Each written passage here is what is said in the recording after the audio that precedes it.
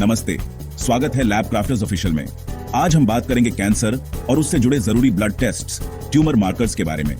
Cancer का नाम सुनते ही डर लगना स्वाभाविक है, लेकिन सही जानकारी और समय पर टेस्टिंग से हम इस बीमारी का सामना कर सकते हैं। ट्यूमर मार्कर्स शरीर में ऐसे पदार्थ होते हैं जिनकी मात्रा कुछ कैंसर में बढ़ जाती है, लेकिन इनका बढ़ना हमेशा कैंसर का मतलब नहीं होता।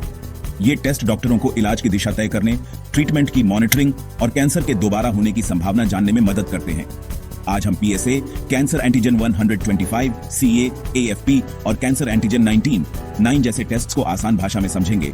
ये किन कैंसर से जुड़े हैं और रिपोर्ट्स को कैसे पढ़ें।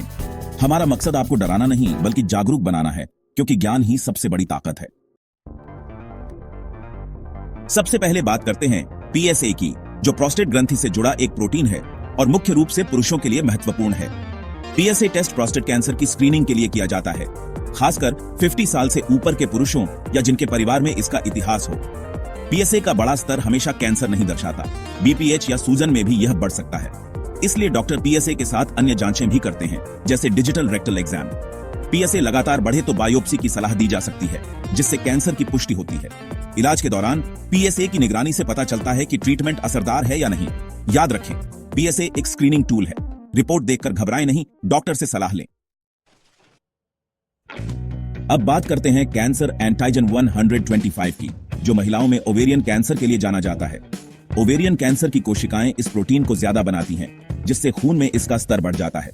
लेकिन गर्भावस्था, मासिक धर्म या एंडोमेट्रियोसिस जैसी स्थितियों में भी कैंसर एंटीजन 125 बढ़ सकता है। इसलिए सामान्य महिलाओं में इसकी स्क्रीनिंग नहीं होती, गलत पॉजिटिव के चांस ज्यादा हैं। यह टेस्ट उन महिलाओं के लिए उपयोगी है जिनमें ओवेरियन कैंसर के लक्षण हों या हाई रिस्क फैमिली हिस्ट्री हो।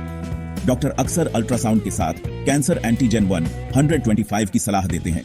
रिपोर्ट में बदलाव दिखे तो अपने डॉक्टर से विस्तार से चर्चा करें। सही मूल्यांकन जरूरी है। अब बात करते हैं CA की, जो कई तरह के कैंसर में बढ़ सकता है, खासकर कोलोरेक्टल कैंसर में। CA का स्तर इलाज की मॉनिटरिंग और कैंसर के दोबारा लौटने का संकेत देने में मदद करता है। यह फेफड़े, स्तन, अग्नाशय, पेट और थायराइड कैंसर में भी बढ़ सकता है।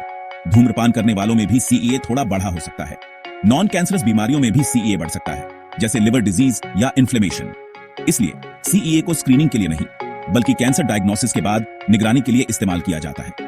रिपोर्ट का सही अर्थ डॉक्टर ही बता सकते हैं, खुद निष्कर्ष न निकालें। अगला है AFP, जो मुख्य रूप से लिवर और कुछ टेस्टिकुलर कैंसर से जुड़ा है। वयस्कों में AFP का स्तर बहुत कम होता है। अगर बढ़ जाए तो यह लिवर कैंसर या टेस्टिकुलर कैंसर का संकेत हो सकता है।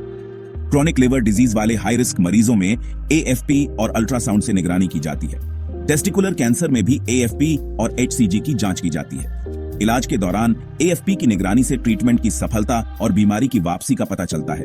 गर्भावस्था में भी AFP टेस्ट किया जाता है, लेकिन उसका मकसद अलग होता है। बच्चे में जन्मजात दोषों की जांच। अगर आप गर्भवती नहीं हैं और AFP बढ़ा है तो डॉक्टर से सलाह लें। अब बात करते हैं कैंसर एंटीजन 19 की, जो खासकर अग्नाशय, पैंक्रियास के कैंसर में बढ़ता है। पैंक्रियास का कैंसर अक्सर देर से पता चलता है, इसलिए कैंसर एंटीजन 19 इलाज की मॉनिटरिंग में मदद करता है। यह टेस्ट पित्त नली, पेट और कोलोरेक्टल कैंसर में भी बढ़ सकता है। नॉन कैंसरस स्थितियों जैसे पैंक्रियाटाइटिस या लिवर डिजीज में भी इसका स्तर बढ़ सकता है।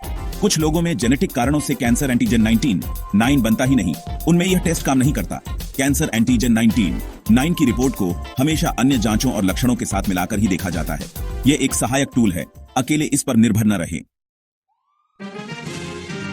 तो दोस्तों, आज आपने जाना कि PSA, cancer antigen 125, CA, AFP और कैंसर एंटीजन 19 कैसे कैंसर की पहचान और मैनेजमेंट में मदद करते हैं। याद रखें, कोई भी ट्यूमर मार्कर अकेले कैंसर का पक्का सबूत नहीं है। इनका सही मूल्यांकन डॉक्टर ही कर सकते हैं। रिपोर्ट देखकर घबराएं नहीं, बल्कि डॉक्टर से सलाह लें। हमारा उद्देश्य है आपको सही जानकारी देना, ताकि आप बेहतर फैसले ले सकें। अगर वीडियो पसंद आया हो तो लाइक करें, शेयर करें और लैब क्राफ्टर्स ऑफिशियल को सब्सक्राइब करें। कमेंट में बताएं, क्या आपने कभी ये टेस्ट करवाया है या किसी और ट्यूमर मार्कर के बारे में जानना चाहते हैं।